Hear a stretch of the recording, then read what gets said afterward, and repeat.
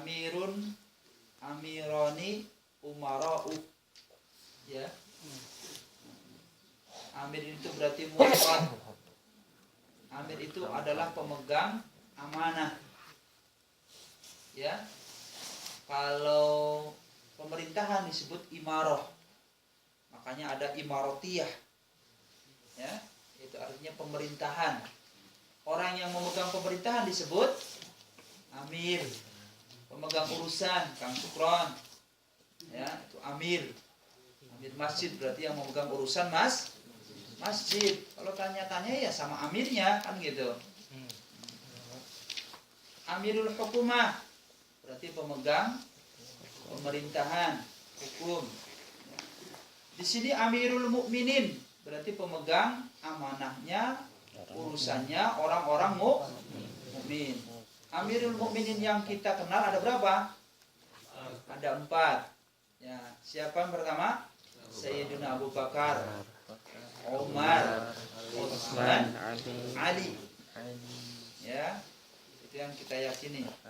Ya, menurut ahli sunnah wal jamaah.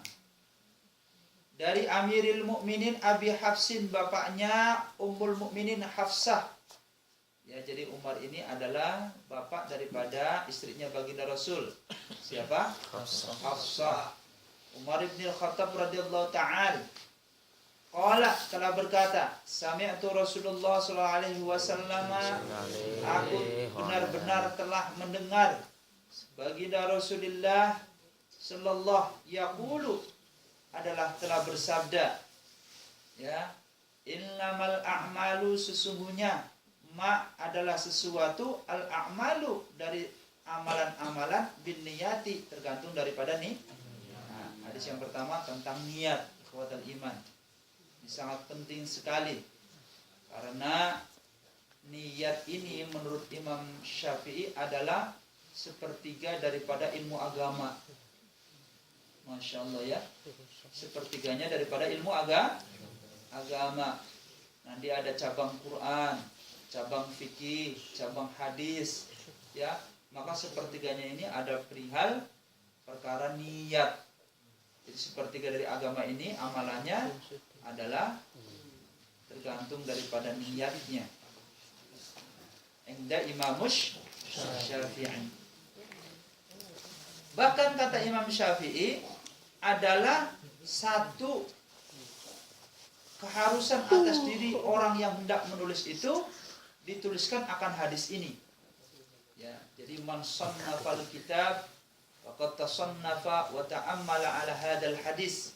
Itu menurut beliau karena saking pentingnya hadis ini. Ya, tentang niat ini. Wa innama, dan sesungguhnya ma sesuatu, likulli setiap sesuatu meri'in perkara, manawa, ma adalah tergantung nawa daripada niatnya. Sangat Masya Allah, sering kita bacalah hadisnya di mana-mana. Bagaimana penjelasan daripada ini? Dalal hadis ala anna niyyata mi'yarun li tashihil a'mal. Hadis ini menunjukkan bahwa niat itu adalah mi'yar. Mi'yar itu apa?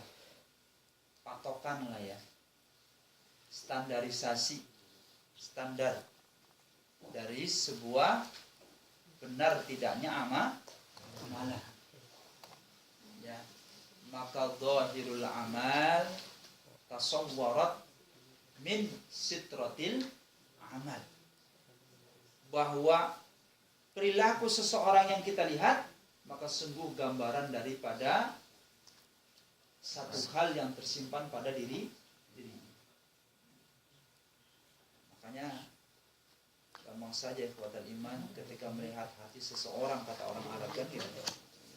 Dilihat dari bagaimana dia banyak berucap, bagaimana dia banyak berorasi, bagaimana banyak dianya mengulas satu perkara. Kalau setiap harinya bicaranya itu saja, maka mungkin dalam hatinya isinya ya itu yang dia pikirkan. Makanya dalam bab yang lain dikatakan bahwa orang itu akan tergambar ketika dia sakaratul maut. Kalau sakaratul maut yang dia risaukan itu mobilnya, sawahnya, perkebunannya, anaknya, berarti hatinya itu sibuknya perihal itu. Maka dia akan sulit sekali mengucapkan kalimat thayyibah ketika sakaratul maut. Karena buah hati dengan pikirannya.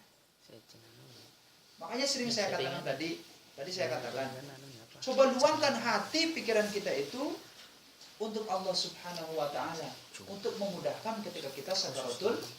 Kita selalu meminta Allahumma inna nas'aluka bi husnul khatimah, tapi tidak ada upaya untuk menjemput husnul khatimah itu. Ya maka akan sulit ketika sakaratul maut.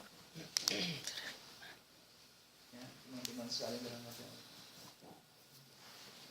Ini tergambar sekali. Sering saya mentalkinkan orang seperti itu. Padahal tinggal meninggalnya saja, tapi dia masih risau dengan perbendaharaan dunia. Jadi saya teringat dengan ngaji kitab Tadkiratul Qurtubi.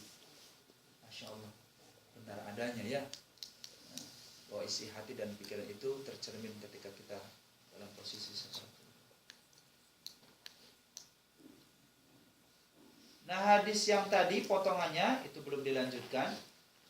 Hadisnya adalah perihal niat itu mi'yarun, menjadi patokan atas benar tidaknya sebuah amalan. Fahaisu, maka jika sholahatin niyatu sholahal amal, jikalau benar niatnya maka benar pula amalan. Wahaisu fasadat fasadatil amal, jikalau niatnya tidak baik, rusak, maka rusak pula amalnya. Wa idza wajadal amal wa qarinatuhu niyyah falahu salasatu ahwal.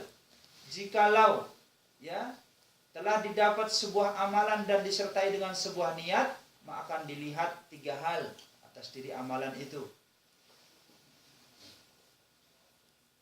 Bagaimana caranya kita beramal disertai niat yang baik, ya, maka akan tercermin di dalam amalan tersebut. Yang pertama, ayaf'ala dzalika khaufan minallahi ta'ala. Yang pertama, dia akan beramal seluruh amalannya itu ya sebagai rasa takut dia kepada Allah Subhanahu wa taala. Maka amalan itu tergolong daripada amalan-amalannya ibadatul abid, orang yang ahli ibadah.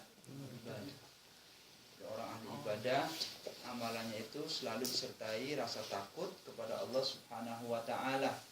Rasa takut itu tidak akan meresap dalam hati kita kalau kita tidak takut dengan azab Allah. Jadi kita ini kadang takut sama Allah tapi tidak takut sama azab Allah. Maksiat jalan terus, lupa sama azab Allah. Kan gitu. Ya. Hayalan kita, nafsu kita selalu kita umbar terus. Karena kita tidak takut dengan azab Allah. Takut kepada Allahnya hanya sampai lisan saja. Yang kedua, ayaf ala dzalika li talabil jannati was sawab, adalah orang itu beramal untuk mendapatkan surga dan pahala dari Allah. Maka hadihi ibadatut tujjar. Amalan ini tergolong daripada amalannya ahli dagang. Kalau nggak ada pahalanya dari Allah, nggak mau lakuin. Ngapain? Ada pahalanya. Kan gitu. Orang-orang seperti ini tebang pilih biasanya. Kan gitu. Sholatnya malas, sedekahnya majalah. Ya kan gitu. Karena dia pikir dengan sedekah rezekinya jadi nambah. Ya. Sedekah mah iya, musyriknya jalan. Karena pikiran dia ada keuntungan saja, sawab. Kan gitu. Jadi harapannya masih tolak ukurnya, tarik menariknya keuntungan pahala, surga, keuntungan dunia, keuntungan dan lain sebagainya. Banyak pertimbangan.